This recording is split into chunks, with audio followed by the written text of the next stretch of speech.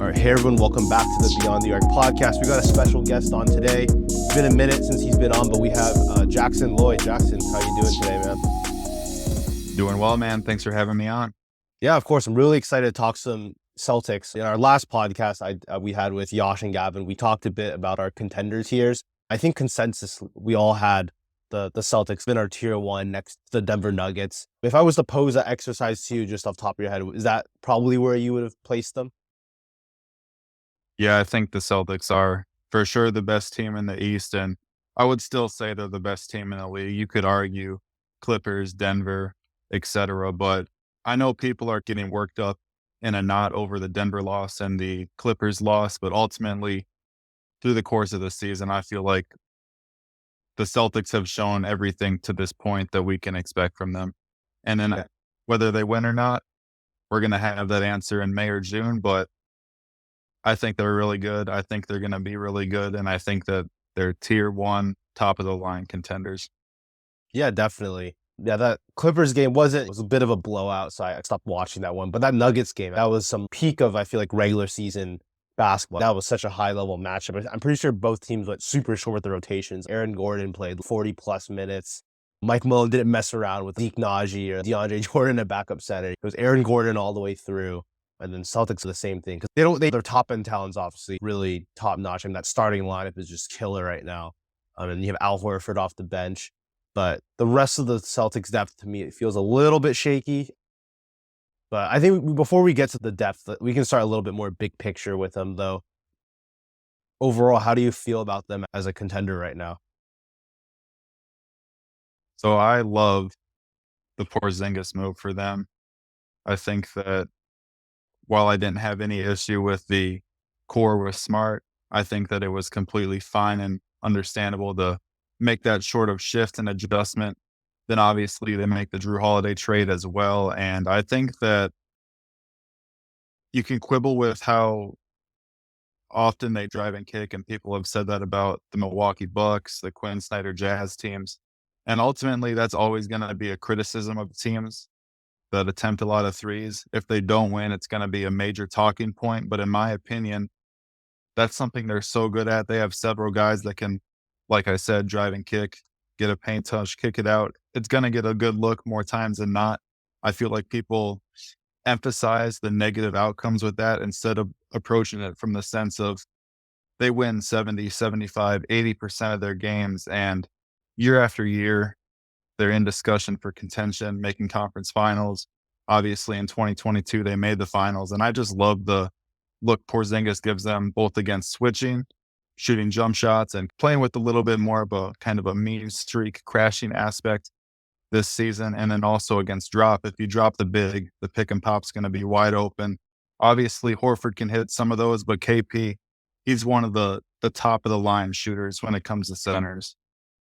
Yeah, definitely. I And think, yeah. even with the 3-point percentage dip, let me check. Yeah, so he's down a little bit from last year, but in my opinion, whether it's 36%, 35%, 38%, that's still a major weapon for them and himself. Yeah, and he's a guy teams will go guard him like a shooter. They're going to close out to him. And he's that super tall, quick release, too. So it's not like he's like a Jonas Valanciunas. It takes a while to launch the three. He can just fire it pretty quickly. He's also pretty good at attacking closeouts, too. Good as someone you can get, being 7'3". Definitely. But yeah, talking about a little bit about what you said, earlier, do you think, with their driving kick, so something I heard in the Clippers broadcast, they talked to the broadcasters, they were talking to Ty Lue before the game, and they were like, what are kind of the keys to slow down this potent Celtics offense? And obviously they shoot a ton of threes, but what Ty Lue said was, we want their threes not to be generated from inside out and more just swinging around the horn. And I think that's the thing maybe people miss on. Like when people say, oh, they missed all these threes, blah, blah. You got to check, were they getting to the paint, breaking the paint, getting those kickouts, or was it swing on the perimeter? Haven't really created an advantage. You're just firing a three just because it's open. So I think distinguishing those types of looks, I think, is important when looking at this type of team. But I think we can start with the top of the line for the Celtics, their top end players with Jason Tatum. So how do you feel about his season so far? I feel like it's another Jason Tatum season. He's always going to figure into the borderline first team All NBA, borderline second team All NBA discussion. Always a back end MVP candidate. Me personally, I don't think he's quite as good as some of the guys who have won the award. Now, that doesn't mean that he won't ever win it or can't finish top two or whatever. But I think he's just a slight notch below those guys. But as it pertains to the Celtics, I don't think it matters much because he's had such reoccurring playoff success. And I think people get too caught up into, can this team win with a top 15 player, with a top 10 player, etc. To me, the Celtics are an exception to that rule because they have arguably 5 top 40, top 50, top 60 players, plus Al Horford. In terms of top end talent, they're deep with top end talent. So whether Jason Tatum is the seventh best player or the 12th best player is almost irrelevant to me. Now, maybe if it got down to a game seven, people would argue, is he as good as Jokic? Is he as good as whomever? But he's won series against Hall of Fame caliber players, superstar caliber players, MVP winners, candidates, etc. So I think that it's more so of a talking point with Tatum. I think that he's just a guy. He's always going to be amongst the top 10 or so scorers in the league. He's a combo forward type, really rebounds his position well, pretty good drive and kick player. People like to make the argument that Boston doesn't have a true point guard, but as I mentioned earlier, they have several players who can attack and kick. And I wouldn't say that they're necessarily point guard by committee because I feel like Tatum and Derek White have done a pretty exceptional job for them offensively this season. And then in previous years, I thought Marcus Smart was shortchanged to some extent in terms of his ability to quote unquote run an offense because they get the shots they want. But for me, I'm not concerned about Tatum. I think that Boston is good enough. Tatum is good enough. And I pretty much just put him in pen for being a top 10, top 12 caliber player year after year, figuring into that 4 to 8 range in MVP talk and borderline first team or second team All NBA pretty much seemingly the last 4 years or so. Yeah, for sure. You beat me to my question just because that is the huge talking point around Tatum. He's not a top five player, that consensus top five player that you would usually expect from a championship team. So I was just looking back at some of the past champions over the past decade or so, looking at the best players on those teams. I mean, you're looking at the finals MVP. I mean, Jokic last year, Curry, LeBron, Durant, Kawhi Leonard, Giannis Antetokounmpo. I mean, there was that one year Iguodala won the finals MVP. Curry was obviously the best player on that iteration of the Warriors. But those guys are all pretty much at those moments top five consensus level players. It's a little bit of an anomaly to see a guy who isn't in that range winning a championship. It might be just a byproduct of the era, just because a lot of those guys like LeBron and KD and Kawhi, those Warriors teams are so elite. Like that top end talent I felt was really strong. We might be in a new era of the NBA because of just the level of parity, and now you have the new CBA coming in, so teams are a little bit preparing for that. Maybe we're about to hit an era over this next decade or so where you don't necessarily need to have a top five player. You can have more top 10 to top 15 guy, but as long as the surrounding talent is good, it makes up for itself in a way. But so you don't really feel in any way that Tatum not being a top five player puts a cap on the Celtics ceiling at all. No, not in a traditional sense. Obviously, if they had peak LeBron James, they'd probably win 68 games instead of 62 or whatever they're going to win this season. But sometimes I think that, or I should say, I ask myself, do we have this perception of teams need a top 3, top 5 player to win a championship because we watched LeBron, Steph, Durant, Kawhi Leonard, etc. No doubt top 15, top 20 players of all time. Do we just have that perception because we're recently watching those guys? And maybe that's not going to be the standard moving forward because we've seen teams like the Miami Heat make finals runs, the Boston Celtics make finals runs. And I'm not trying to diminish Jimmy Butler or Jason Tatum, but I would say that reasonably, those guys probably aren't top 3 or top 5, but I think that they're good enough to, especially with how well the scheme and personnel is with their teams and how well they perform, that we shouldn't have any kind of worries in that regard. If the Celtics lose, it'll be for an entirely different reason than that, in my personal opinion. Yeah, definitely. And people make those assumptions and point to all these different things. Oh, they didn't have a top five player is a reason why this outcome happened without actually looking into all the different variables that go into that. And I know I just thought of this theory now. Let me know your thoughts on it. But maybe we're hitting a time too where the distance between a top five player to a top 10 player is not as big as it used to be, maybe. I'm trying to think about Jokic, I mean, as just an Embiid, they're just out of this world right now, good. And Luka Doncic as well. But maybe those back end top 10 guys are getting to the level where the difference is not as large anymore. I don't know. What do you think of that maybe? That's an interesting theory because it's similar to what I alluded to, where some of the top 5 players in the league are gonna be top 15, top 20 players of all time. It's possible that we're in a stretch in the NBA just from a historical standpoint where there's always a saying like there's 10 top 5 players or there's 15 top 10 players. If someone asks you, is this player top 10, blah, blah, blah, you can always just say, yeah, of course they are, because you never have to list like Yeah. actually put a cutoff at some point and list the players. But I definitely see that to some extent. I guess the only kind of slight differences that you alluded to is someone like Jokic, if you get into a series, for example, last finals, maybe that does come into effect where the best player in the series is just that much better than another team's best player. That's a common line of thinking for fans and analysts of the NBA, that at that point, it does make a difference. And to that, I would agree, but that's baked into how good a team is. Oftentimes, you're only going to go as far as your best players take you. As long as it's conceivable that they have a great playoff run, I don't think it matters whether they're the ninth best player or the third best player in most cases. Yeah, and then going back to the Celtics surrounding core, you surround that guy with top 50, top 60 players. You're giving yourself a pretty good shot.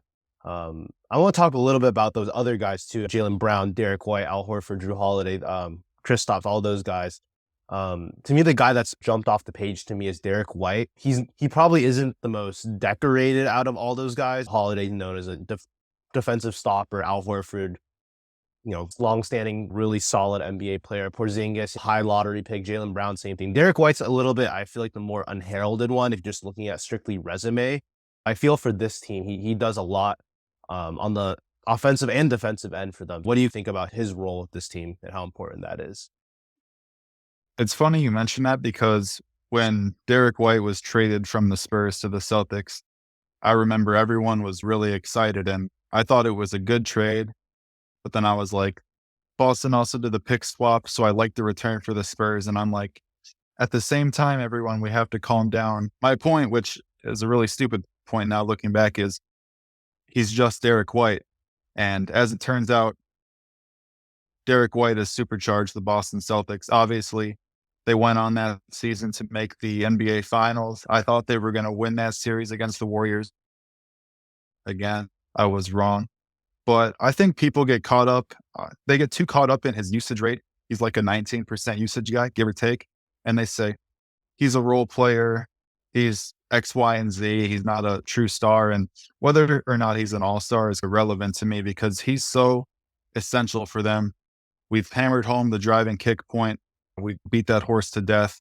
He can drive the ball. He can play off the catch. He can do both of those things. But something I like about the Boston Celtics, and this is a credit to both Derek White and Drew Holiday, is I feel like they're one of the more liberal teams in terms of cross matching.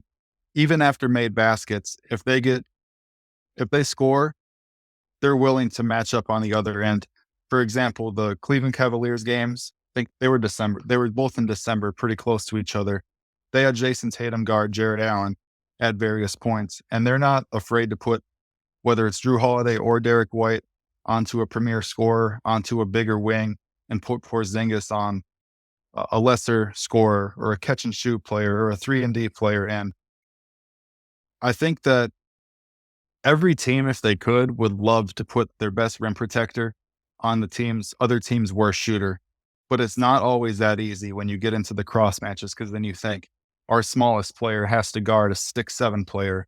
But for Boston, it's not really an issue because Drew Holiday and Derek White, they both play so far above their size. I've been seeing a lot of statistics about Derek White being one of the best shot blocking and or rim protection guards of kind of this era. I think that speaks to while him and Drew Holiday are guard sized players and they've been guards their whole career, their abilities on the defensive end, they can act as much more than that. They can be traditional wing defenders because of how good they are on that end. Yeah, I feel like the Celtics are one of those first teams to start implementing the cross matching a ton when Robert Williams III was there. I feel like that was the first time you saw that. They lean so heavily into that now.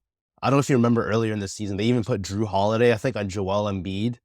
I don't remember how well that worked, but I think it was a really early season game. I don't know if they would go back to that, and I don't remember the outcome of it, but I just remember seeing that. I'm like, wow, they're really leaning into all this cross matching stuff. Maybe there's a perspective where maybe they're getting a little too cute with that and maybe just match up size wise and just live with it there. But the Celtics have the versatility and personnel to do that. And I think teams, especially in the regular season, it's really hard to game plan for that sort of stuff because all your pet actions or whatever. Like if we're talking about the Cavaliers with Jarrett Allen and you're running a pick and roll Darius Garland, oh, now you just switch it. So now you're keeping the ball in front, not letting them create any advantages off of the pick and roll. But yeah, going back to Derek White, I think the big thing I've picked up on him is just the pace that he instills in their offense. Just because Boston, if you look at their stars, Tatum, Brown, they're a little bit more, and even Drew Holiday to an extent, they're a little bit more of take their time type of players. They like getting into their triple threat game, jab, size up your defender, make reads like that. Versus Derek White he's catch and go, and he'll push the pace in semi transition, which I think will help their half court offense a little bit more. Just so they're not playing in the half court as much, just like strictly half court. Um, but yeah, that's one of the small things I've noticed with White for sure on the offense, just the way he's been able to push the tempo for them. Yeah. With Boston, I think a big thing with them is you mentioned how Jalen Brown and Jason Tatum are prone to size defenders up. Um, that's great. They should do that because that's what they're good at. But if teams are going to shade the gaps heavily and be willing to show them bodies on drives, it's going to be that much more important that they have a player like Derek White who can drive a closeout, who can attack off the catch. And I think the biggest thing that I missed with the trade, like I said, I like the trade for both teams. I just didn't view it as a kind of a core altering type move that it was. If you think about the ramifications of that trade, do they trade Marcus Smart if they don't acquire Derek White the year before? I don't know. And then that allows them to trade for Porzingis, trade for Drew Holiday, etc. But I didn't anticipate Derek White. It's very cliche when people say this, but he's been a knockdown shooter for them since the first half season or whatever. I think he shot really poorly initially with them, and he's always beating guys off the catch. And I think that the point you made about it being less east west, because if you're just reversing the ball back and forth, or if you come off a dribble handoff, they contain the ball and you got to reverse it, and they're not allowing you to get deep dribble penetration. It's going to look very stagnant, very terrible to watch. That's the point where a lot of people understand, hey, this Celtics offense looks brutal right now, to where they're just needlessly swinging the ball around into a semi-contested three. The more guys you have that can win off the dribble, the better, because the big thing with getting looks off the catch or really any shot in the flow of the offense is when does the guy who has the ball have to pick up their dribble? If you're forced to pick up your dribble after you take a step inside the 3-point line, you're not making the defense collapse on you. Whereas if you get 6 feet from the rim, almost always you're going to be drawing help unless you're driving one of the best rim protectors in the league. Some teams might stay home on certain shooters, depending on situational stuff, time and score, etc. But general rule of thumb, the more dribble penetration you can get, the better, because you force rotation, then you force closeout. And the more rotations and closeouts you force, more decisions to be made for the defensive end, more decisions that they have to make, more extra efforts that they have to make, much more likely to make a mistake. Or even if you don't make a mistake, you can play things perfectly. There's a saying, great offense beats great defense for a reason. And if the offense is dictating the terms of that, it's going to be a good outcome for them over the long haul.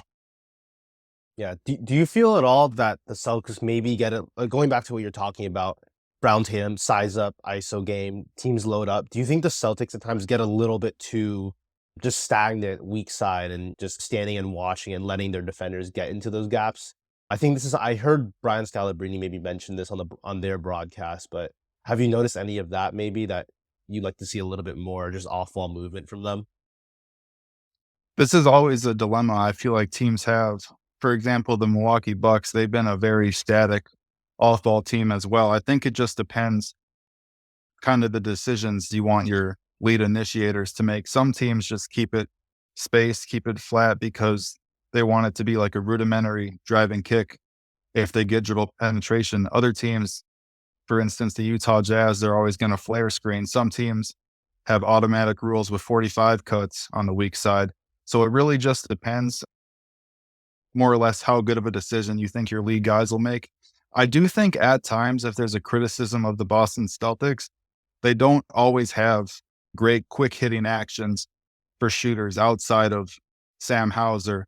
And I feel like if you watch the Clippers this season compared to previous iterations of the team, they're generating so many easy looks for Paul George and Norman Powell, just like that, whether it's a stagger away or just a pin down. They're getting lots of good looks for that. And I think the Boston Celtics offense, a lot of it is predicated on we're moving the ball to attack closeouts, but we're not necessarily running our offense through staggers, through pins to where we're going to get it to this guy off a pin and he's going to shoot it. I feel like Tatum and Brown, they're very cerebral players in that regard. And this has been this is not a criticism that's singling them out. People have said that about DeMar DeRozan, James Harden, various other players who size up defenders. And while some of those players may be good off ball players, they don't necessarily amplify their movement to the extent that they could. So I definitely see that criticism with the Celtics. It just makes you 1% easier to guard. And a lot of these playoff series, they're going to be decided by 2 to 4 points. They're going to go to game 6, game 7. And especially if a series is decided by a small injury, or a lot of it is a streaky shooting, fatigue, home court, road court, stuff like that. It all factors in, and just being 1% easier to guard, I definitely see and understand why people feel that way. Yeah, and I feel that's a good point about the Clippers, that comparison, because they have that dual wing type combination that's always been a comparison, the Tatum Brown and Leonard Paul George. And yeah, you're right with the Clippers. You see a lot more of them coming off those pin downs into even just like mid-range shots, just like easy mid-range shots for them catching in their spot. And I think the Celtics could benefit from that a little bit, because I also think PG and Kawhi, I think they're a little bit more experienced. I think they're more efficient shot makers than Brown and Tatum. Brown and Tatum a little bit, I would say their shot diet is more difficult. So I think mixing in those easy looks. But the thing with those type of plays, and you're running those staggers and pin downs, especially if they're coming from like the bottom of the key for any of those like zipper cuts, things like that, you're clogging up the paint, which is exactly like the Celtics they're predicated on just maximizing spacing. Like whether they're starting their play at like almost half court, and whoever's spacing on the wings all the way to like above the break, things like that. And running those type of actions goes against those principles. I don't know. Maybe I don't know if they will turn to those actions unless it's maybe design, ETO or whatever. But yes, that's the big difference I see between those two teams. And it makes me wonder about the Celtics offensive efficiency. But although the numbers are excellent, I'm pretty sure I have them down right here. Third in offensive rating right now. That's 120 offensive rating. That's outstanding. But digging a little bit deeper into the numbers, they're not a really strong pick and roll team according to Synergy. They're 22nd in points per possession for pick and roll ball handler possessions, which is not what you would expect out of a team that's third in offensive rating. And when I dug into that a little bit more, they take a high proportion of like pull up threes, like off the dribble, which are extremely difficult shots to make. I think they're first in frequency and they're 22nd in 3-point percentage out of pick and roll. What's your reaction to that? Just about, I guess, their pick and roll game a little bit. I just wanted to ask a question. Where do they Uh, rank in spot up uh, efficiency? Like second? Let me check that right now. Spot up, spot up.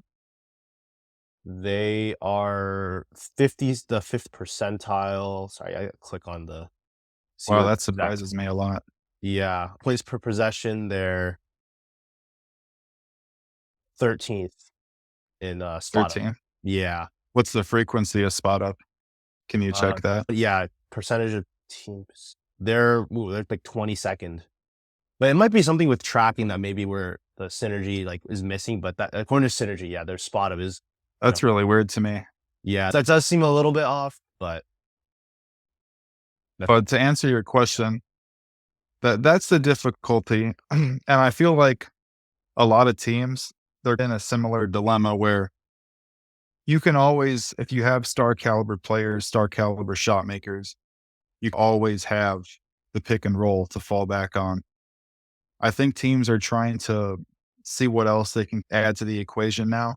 And to go back to our previous point where we discussed them not really doing much weak side in terms of movement and player movement, but I think the Celtics should play exactly how they play because I think that this is how they built the roster. And I think this is the best way to utilize all their players, especially with them having two very high usage players in Tatum and Brown. I think that the way that they play now, it allows them to utilize guys like Drew Holiday, Derek White, Kristaps Porzingis, because you don't want those guys just to be pure stationary players. You want them to attack a rotating defense. You want them to make plays off the catch. But in terms of the pick and roll, that's interesting.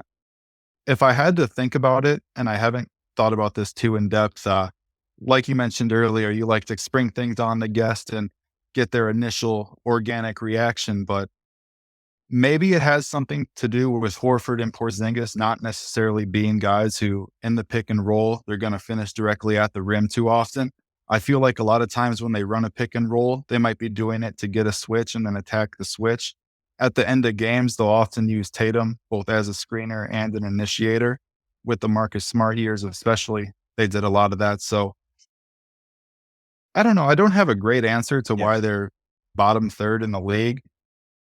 But that would be my initial guess. Sorry, I don't have a better answer. No worries. Yeah. A lot of the times I think of these like questions and points like this is just like off the top of my head as in the middle of discussion. So like it's even hard for me to prepare for it. That was just something I noticed when I was looking through. And yeah, I think the thing with the synergy, the way they do the breakdown, so the roll man is actually a separate category. So pick and roll roll man versus pick and roll ball handler possessions.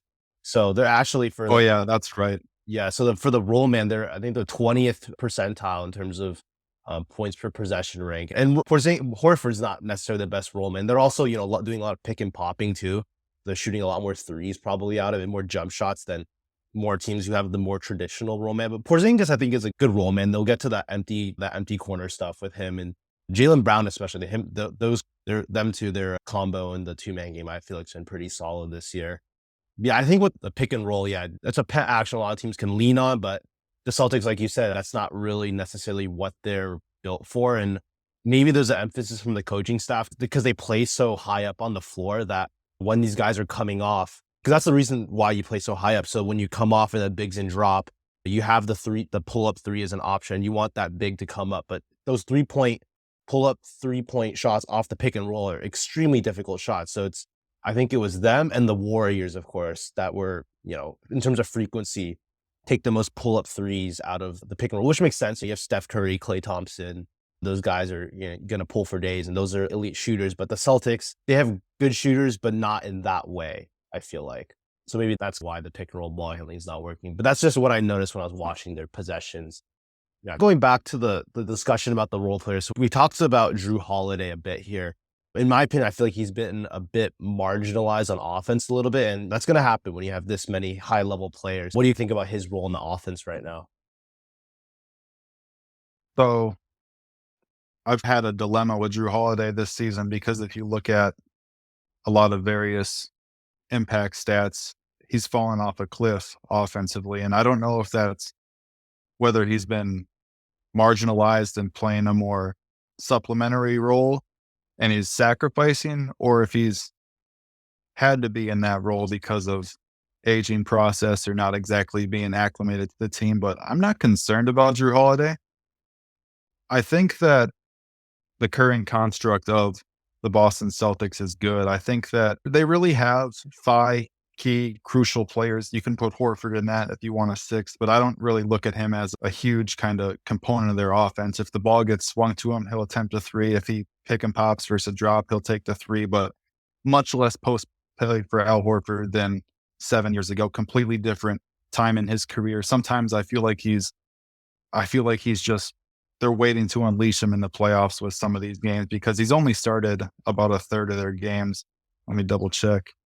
And I don't know whether he would start or come off the bench or play more minutes as the season goes on. But yeah, 27 minutes a game, just 18 starts this season. So they definitely are a team where Al Horford and Drew Holiday are in much more tame roles than they've been in previous season. And obviously, but for Holiday, I think that he's ever since he got to Milwaukee, he embraced the kind of role player aspects a little more. I think that Milwaukee made a big shift from 4 or 5 years ago when they were almost purely five out. They did a lot more play with Lopez, play with Drew Holiday. They would use both of those guys in the dunker spot, and he would find his way into kind of loose change offensive rebounds occasionally.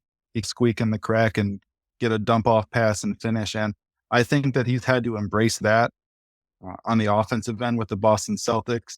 And I think that he's an interesting player because he's never been a prototype point guard in the way people always talk about a traditional point guard. But I feel like he's always been solid ball handler, solid playmaker, but never a guy that you would trade for and then funnel your offense through them. So I think that while it's interesting that he's been tamed with the Celtics, I'm not exactly concerned because I think that the big component with Drew Holiday is um, he's had some really poor shooting playoff series throughout his career. And I don't know if that has to do with his role in Milwaukee or variance or what, but I've always felt that he was a better player. I think he's an underrated isolation player and an underrated driver of the basketball.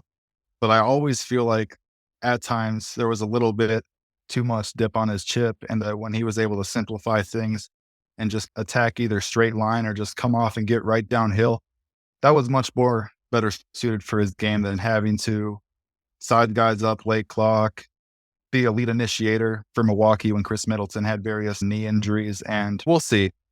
He's been marginalized for sure, but it's not something that has shown up on my radar too much. It's mostly something that I'm just making note of, paying attention to.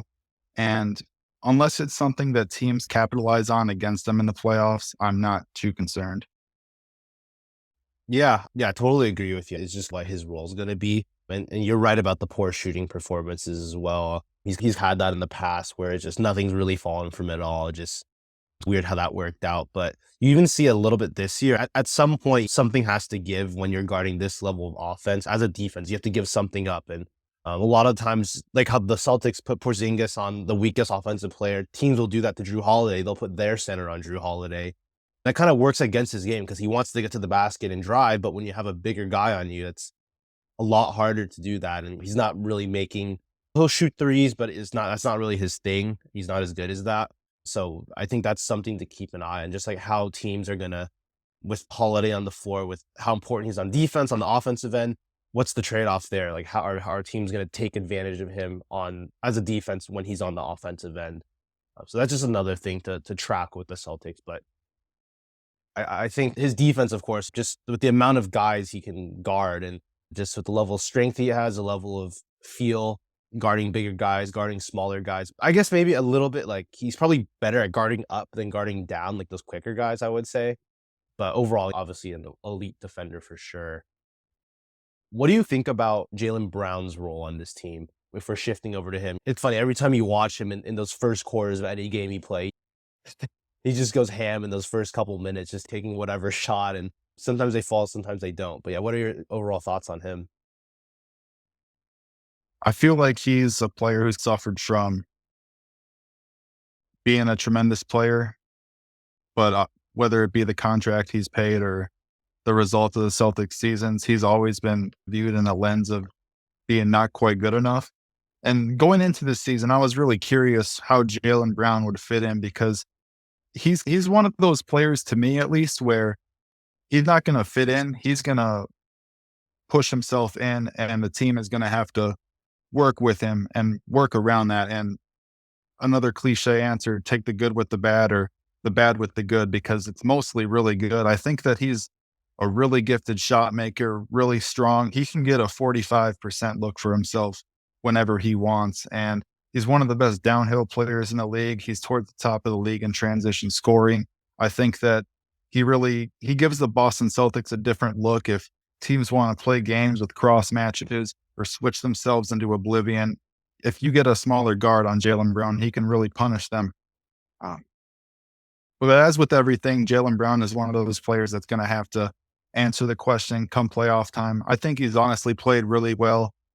For instance, in the playoff series against the 76ers last year, I thought that when he had to guard James Harden, he had a lot more success than their other players just because of the strength component. I know he's not a flawless defender, not a huge rebounds and stocks guy, but I think at the point of attack, he's going to be huge for them, especially defending ball screens. And there's going to be playoff games. There's probably going to be a playoff game where he shoots 6 of 21, but there's also going to be a playoff game where he shoots 13 and 19. And I get it's probably a shot diet thing. Some of it also does come down to decision making, and people love to say he has no left hand. While I do think that's something teams have capitalized on, especially Miami with some of the turnovers they forced last year, it's generally overstated because, as with anything, unless you're facing the top of the line peak defensive team, they've generally had really good success with Jaylen Brown. And I think it's generally been a really good season for Jaylen Brown. It's surprising how he's been who he's always been. And he's had almost he's been a perennial kind of lock in all star the past few years. But I think this season, a lot more of the attention has gone to Porzingis and Derek White. And maybe I'm a victim or maybe I'm part of the issue with that because I've said that my preference for the Celtics second all star, I don't know if they'll get 2 or 3 or whatever, would be Porzingis. I know a lot of people have said it should be Derek White. Some people have said it should be Jaylen Brown. And that's a whole debate we don't need to get into. But on the whole, I feel like this is just a textbook Jaylen Brown season. I feel like he's played really well. He has flaws and he has a lot of strengths. And I try to avoid just the reflexive nature of certain things and taking away stuff from a player's game based on very kind of pinpointed flaws, if that makes sense. Yeah, I hear you. I think overall, as just basketball discourse just needs to do a better job of that. But that's the nature of how social media is, and that's the type of Yeah, definitely. reactions people are gonna have. I personally just try to stay out of it. I just don't really say anything. I'm just like, Yeah, you I seem don't pretty low key to me. yeah, well, yeah, I got some other stuff going on too, just with like other journalism work too. So I haven't been as active on the NBA side. I'm still trying to do the podcast, but yeah, every time I see like sometimes I'll type something out like in response to someone, I'm just like, let's not even do that. And it goes to drafts. Um, I think we talked about a lot of the Celtics role guys a bit. Do you have anything? We talked a little bit about Kristaps. Do you have anything to add on him? Just how he's been at all? I've been a big fan of Porzingis's fit. I remember during the bubble season 1920 when I was watching clips and evaluating the Mavericks because they were poised for being one of those 3, 4, 5, 6 seeds in the Western Conference. And I watched Porzingis and I thought it was a big issue for him playing against switches. Now fast forward 4 years later or whatever it's been, it feels like 20 years to me. 20 years that have happened in the span of 2 years, but he's a lot better against switches. I felt like previously it had a lot to do with his positioning on the catch where he wouldn't seal and get good position. It would be 14-footer turnaround jump shot. And unless you're Michael Jordan, that's going to be a really difficult shot for 99% of the players to play the game of basketball. So for him, rolling into a seal, getting a better catch point, whether it's 8 feet, 10 feet, that's been a big thing.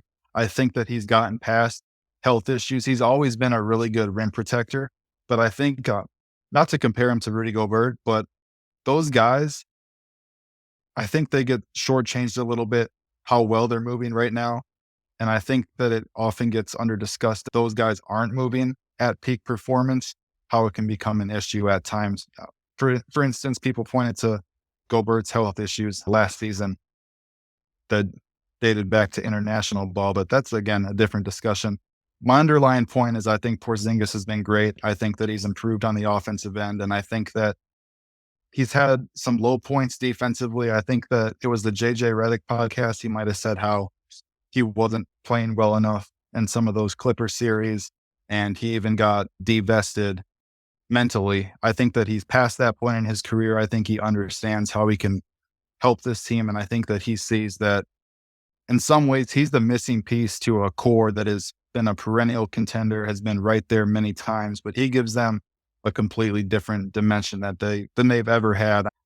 Obviously, it sucks we never truly got to see a healthy iteration of Robert Williams III for the Celtics, but I think that Porzingis can, at least from a size, length, rim protection, and then shot making aspect, he can make up and just add a different element. Yeah, I like what you said earlier at the beginning of the pod about just the mean streak because people see, white European shoots a lot of jump shots like he's soft, but he's not at all. He'll challenge guys at the rim. He'll hit the glass hard. Yeah, that the point about the mean streak, I think I really like, and that's one of those intangible things that you're analyzing a team on paper, and that's not always something that will jump out to people right away. So, I think that other aspect to it that he brings, I think, is really valuable for this team as well. Um, Yeah, I want to talk a little bit about their a little bit deeper bench depth because after a lot of the guys we talked about, there is a bit of a drop off. I think Payton Pritchard, I think he's in stretches done well this year. I think in the Clippers game they just played, he had some good stints guarding. They had that one play, I don't know if you saw, he was guarding James Harden where he just completely just shut him down.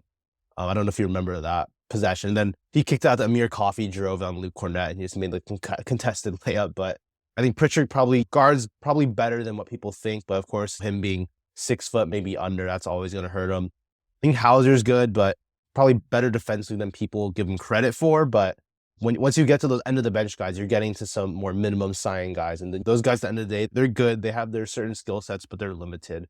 Does their lack of deeper bench depth concern is a concern for you at all with this team? So, for the most part, if you look at different combinations with the main Boston Celtics guys, they all tend to fare very good in terms of net rating. My worry for them in a playoff setting is if whomever it is, whether it's Holiday, White, Porzingis, etc., if one of those guys had a 7 to 10 day injury, how would it reflect on their bench pieces? Sam Hauser, good size, really good movement shooter. They'll tell you that he can guard. I'm sure he'll be fine, but that's a question that'll have to be answered come playoff time. Peyton Pritchard, I feel like he's a pretty solid backup guard, good pull-up shot maker, quick player, good ball handle. Again, you mentioned the size limitations, and to get to Cornette, he's probably played a little more than I anticipated this season. I guess maybe the Holiday trade probably put him closer to the rotation than I initially imagined, but he's played, looks like 15 minutes a game, and I feel like he's competent drop defender, decent size. I think that he's a facsimile to Horford in some ways, not to compare them exactly as players, but I think that they view him as the dollar store version of him, the 70th percentile version of him. And as for the kind of the back end guys like Banton, I remember he had a decent stretch his rookie year with the Toronto Raptors. Lamar Stevens, oddly enough, I liked him a lot when he was in Cleveland. Thought he was a good transition athlete, ran the floor well, positional size as like a combo 3-4 type forward. And then O'Shea Brissett had a decent stretch with Indiana. I feel it's been a while since I really deep dove his game, but I feel like he always had a decent touch on kind of intermediate, close range shots. But maybe I'm wrong on that. I need a refresher on his game, honestly. And then Svi, tremendous shooter, but a lot of these kind of back end guys with them, like I don't have very much familiarity with JD, for instance. They're a very unproven bunch, and we'll see that with contending teams or teams deep into the tax. Obviously, everybody knows what's going on with the Golden State Warriors, where they've had to churn through various guys, whether it's Jordan Poole, Rollins, etc., that they've had to mix results, various degrees of success with. And that's just a byproduct of being in a contention window. Every year, the margin gets smaller and the target gets smaller, and you have to piece it together. We got our core group, 4 to 6 players, whatever it may be. Who's going to be our 7, 8, and 9? And I think that obviously the new CBA seems more restrictive with buyout options. We'll see what the Celtics do at the deadline. I've heard people throw out a name like Alec Burks, who's turned it on a bit lately, really struggled when he came back from injury. So we'll see if they can add someone like that. But that would be what I envision, just another ball handling type, maybe a backup caliber pick and roll player who can add another dimension to this team. I don't think that their bench has been a problem. A lot of that may be due to how well they can stagger and use various lineup combinations just because of how versatile and multifaceted all of their main guys are. But I don't know, like the Boston Celtics depth, I just shrug because they're so good at the top. I feel like the initial three bench pieces I mentioned, Pritchard, Hauser, and Cornette, they've done fine. Beyond that, I really don't know. I hope for their sake they don't have to find out. That's a good way to put it. They're saying I don't want them to find out, but yeah, all those guys that you talked about, Bain, Mikhailuk, they've had stretches where they've been rotation NBA players. But yeah, yeah, for their sake, like you said, let's hope that it doesn't get to that point with those guards. JD Davison's actually interesting. I know his name a little bit more just because he went viral in high school. I don't know if you were aware of that. Because he was just like this insane athlete in high school, just like dunking on everyone and stuff. And obviously at NBA level, you're not necessarily doing those same sort of things there, but just looking at a little bit of his G League stuff that I've like barely seen. I think at some point he might be able to find his way into the NBA. He's like second or third year now. He's 21, so he's still pretty young. It's just for him, it was the athleticism was there. He had some good passing vision, but it was just a shot. The shot was never really clicking for him. But now we're really in the weeds. We're talking about JD Davison right now on the Boston Celtics podcast. So Hey, you never know. He might play a big factor down the stretch. I think if you just another random example, if you would have said 4 years ago when Tyrese Maxey was drafted, obviously he had a lot of fans in the NBA on draft Twitter, etc. But I would say, and I don't think this is hyperbole, he might have been the difference between the Embiid era being over and it having a second wind and a second life. Everyone knows what happened with the Ben Simmons and James Harden sagas, and that's what every contending team, maybe it's less of a point with the Boston Celtics, is they need to find a guy that is way below market, whether it be in draft position or in contract.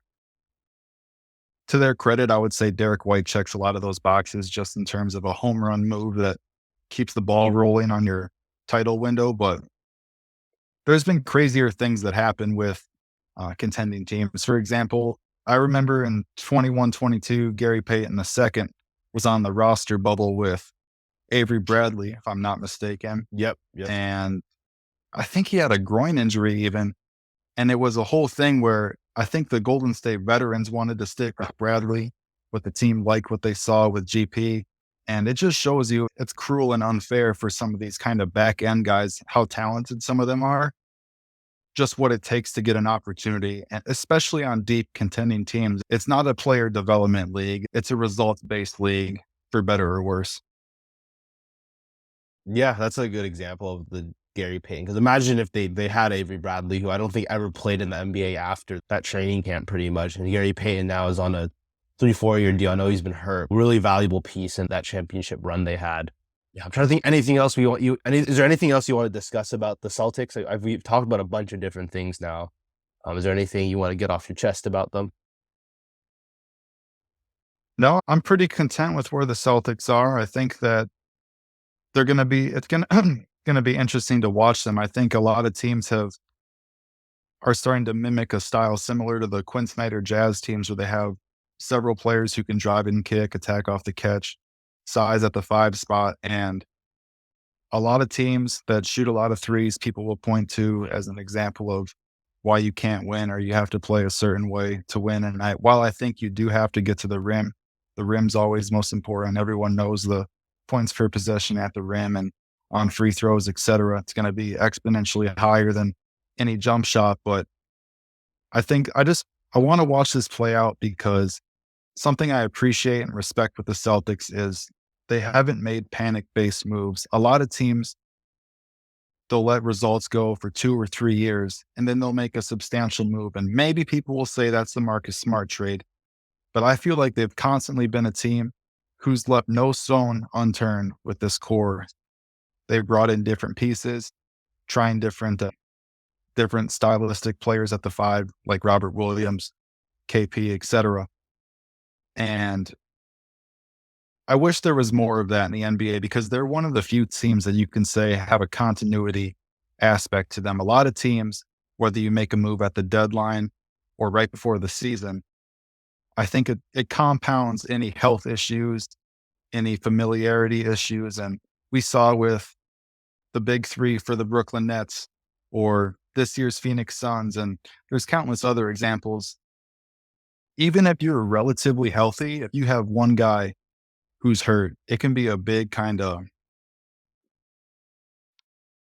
I'm not picking up an analogy right now for some reason, but needless to say, it's a big issue if you can never get that kind of familiarity, continuity down. Because if you look at some of the last teams standing just last year, I know that the Lakers were a makeshift roster at the deadline, but Denver Nuggets, years of continuity. Miami Heat, years of continuity. Boston Celtics, years of continuity. And people will push back on that and say that I just look at the results of last year, which I did. But again, I think that continuity in a player movement era, in an era where coaches are constantly fired, players are traded for perceived upgrades, marginal upgrades. Some would say, like, for example, the D'Lo trade rumors. How much of an upgrade is DeJounte Murray or whomever they would get in a potential trade? I don't think we have a great understanding of the cost of an upgrade, if the player is an upgrade, and then differentiating whatever returns you get on that with continuity, chemistry. And then there's a whole nother discussion point of just luck and timing. And to me, the biggest thing with winning a championship is being a championship caliber team for as many years as possible, because championship windows are always short, and 95% of the time something's going to go terribly wrong. And people like to say championship winner X got lucky, but you have to get lucky to win the championship by definition, because you're one of 30 teams. And unless you catch lightning in a bottle like the 22 Warriors, you really have to put yourself in position every single season just to win once, let alone multiple championships.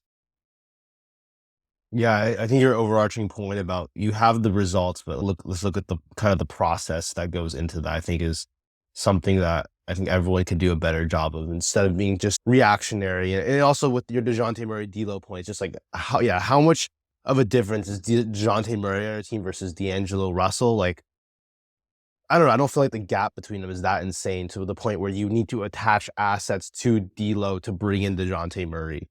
That's my thing. I just like D'Lo's game, even from an aesthetic standpoint. Like when he first came to the Lakers, I grew up a Laker fan, and I liked his game, but I don't want to see him go. But so Yeah, we'll see. yeah, we'll see on that. Yeah, I think we can wrap it up here, Jackson. Just let people know where they can find you on socials, any work you're doing, anything like that. So Jackson Lloyd, at Jackson Lloyd NBA on Twitter. Obviously, that's where you can find my work.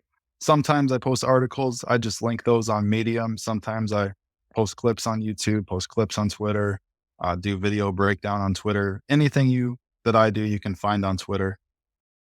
I'm constantly tweeting about basketball. Maybe too much, but it's really fun for me. So that's where you'll find me. Yeah, sounds good. You've been definitely one of my favorite followers since, I'm trying to remember when I first followed you. It's been like probably a couple of years at this point. Yeah, I feel like we've known each other for a few years now, probably Yeah. almost 3 years. Yeah, I think it was like when I first hopped on Twitter. I had like I don't know if you remember, I had an old account that was attached to my name, but then it got banned. Yeah, I remember that account. Yeah. And then, so now I have a personal and then the Beyond the Arc Twitter account. But yeah, it was great talking to you. I'd love to do this again. I think there was a really great conversation, really informative. And I learned a ton as well, just hearing from you. Yeah, I really appreciate you coming on, Jackson. Thank you. Thank you so much, man. Yep.